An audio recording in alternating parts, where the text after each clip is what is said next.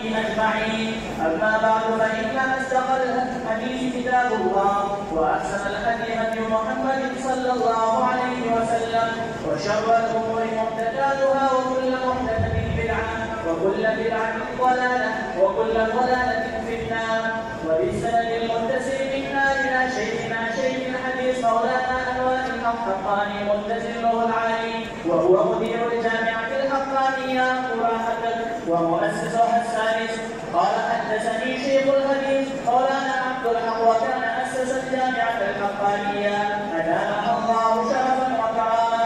قال حدثني شهيدنا وشيخنا مولانا حسين أحمد المدني قال حدثنا شيخ الحديث مولانا محمود الحسن قال حدثنا الشيخ الإمام محمد قاسم النانوتي والشيخ رشيد أحمد الجمهوري قال حدثنا الشيخ عبد الغني مجددي المهاجر المدني قال حدثنا الإمام الحجة الشام محمد إسحاق الديلمي قال حدثنا الشيخ الأجل الشام عبد العزيز الديلمي قال حدثنا الإمام الحجة الشيخ الشاوري الله الديلمي رحمه الله تعالى أجمعين. وبهذا السند المتصل إلى الشيخ الإمام الحافظ الحجة أمير المؤمنين في الحديث أبي عبد الله محمد بن إسماعيل بن إبراهيم الجعفري البخاري رحمة الله تعالى ومتعنا الله بعلومه آمين. قال باب قول الله تعالى ونضع الموازين القسط يوم القيامة وأن أعمال بني آدم وقولهم يوزن.